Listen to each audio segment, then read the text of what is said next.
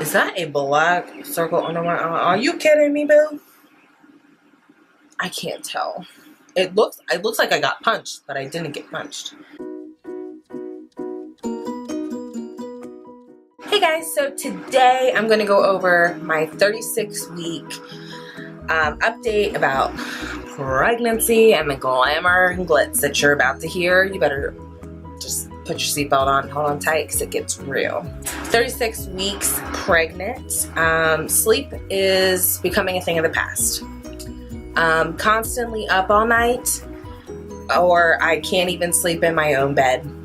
I'm always going downstairs to sleep on the couch. My bed is just too soft and my hips kill me. I honestly think they're trying to kill me.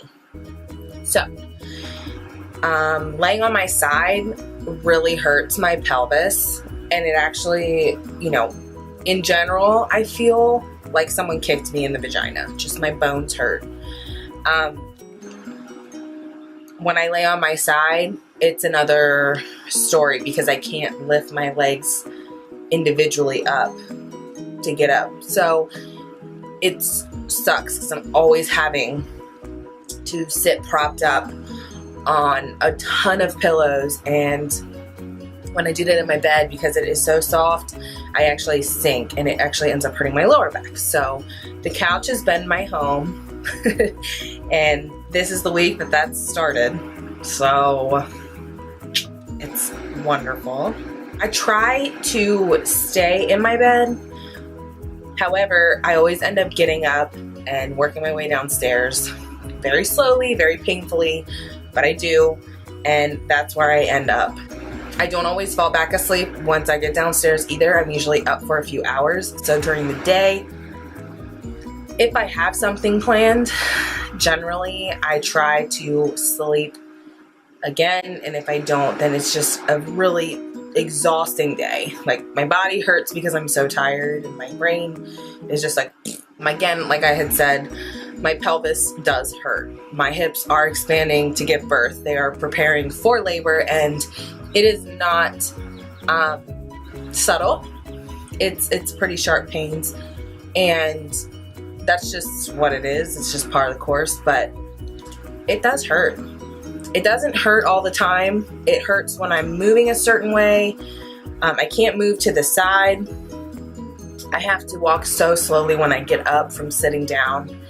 So I just have to be cautious of how I'm getting up and where I'm moving to and how I'm moving to prevent a sharp pain in my hips or pelvis area. But it does feel like I was kicked. It almost feels like bruised bones, not so much like cramping or anything like that, but it's just like the bone hurts. With that goes into, obviously, me being a snail. I'm so slow.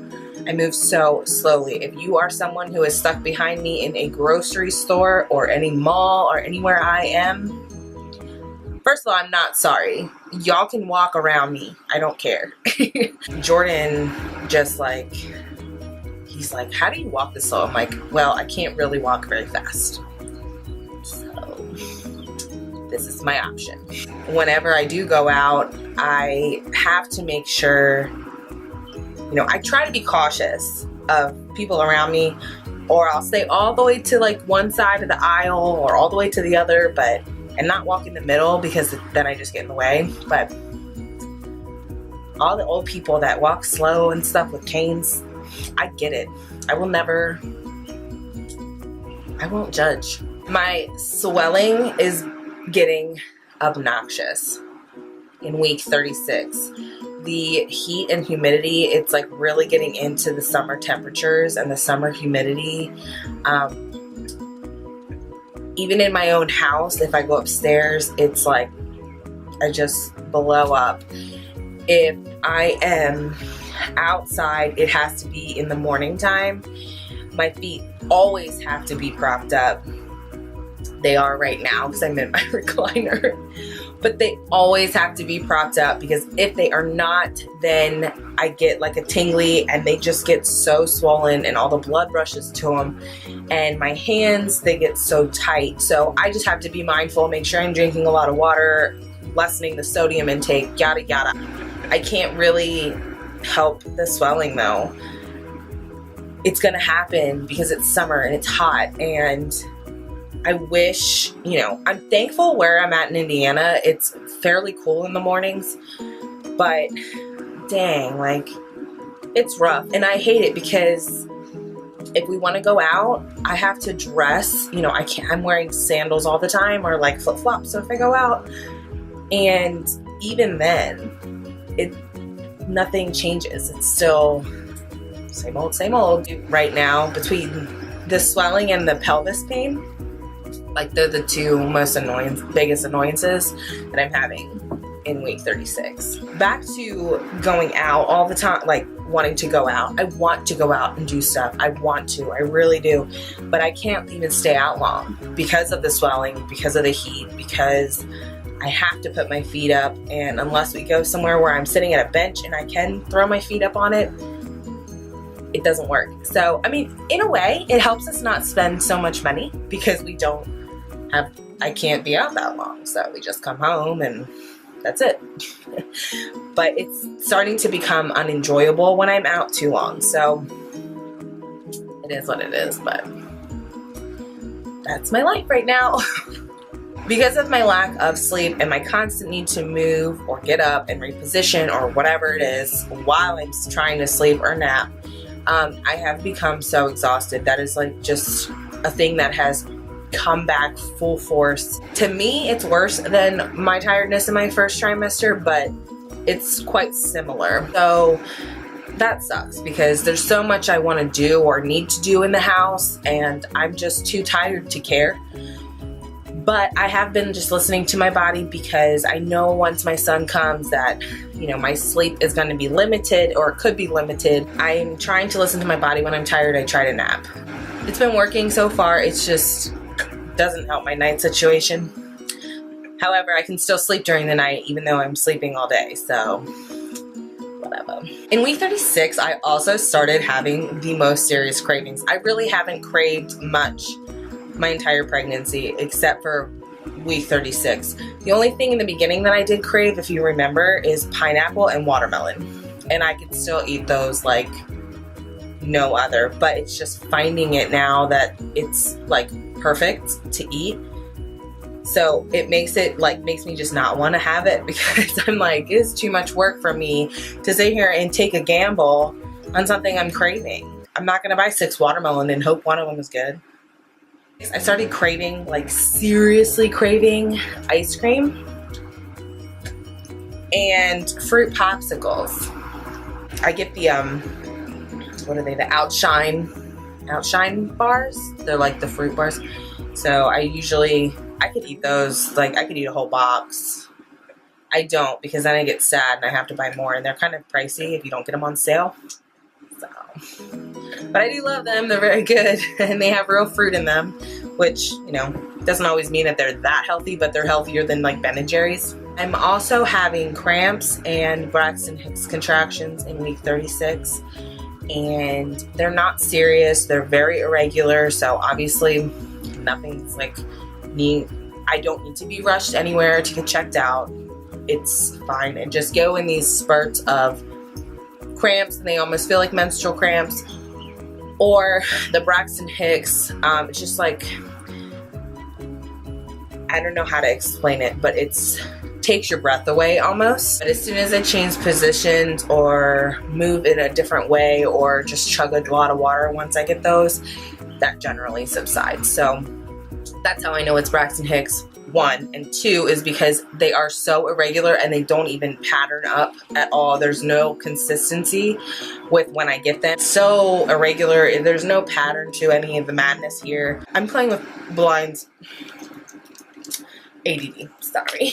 I also have been getting lightning crotch bad, and that I think has actually been since 35 or 34 weeks, but it's starting to become more of a thing. It almost feels like Oliver's pushing up his feet on the top of my belly and then lodging himself down. So it's almost like he's just taking like a serious stretch, and I feel it, and it is such a sharp pain. Whoa. It could last a really long, like it could last longer, or it doesn't have to. It could be very quick, just kind of like a jab type of pain, but it's there, and boy, that is not fun. However, I do know that that cramping and, you know, all that stuff is due because is happening. Why does this happen to me all the time? All this stuff happening is meant to happen because my body is truly preparing for labor at this point. So it's just something I gotta deal with, but it does happen, and it's very painful. The Friday, the week of my 36th appointment. I need more coffee. My words are slurring. That Friday that I was 36 weeks, I had a doctor's appointment. That was my first appointment where they were checking to see if I was dilated at all or had any progress moving along. And when the doctor had checked, he said that there was no dilation, nothing was going on yet that, you know, needed to be addressed, or nothing looked alarming.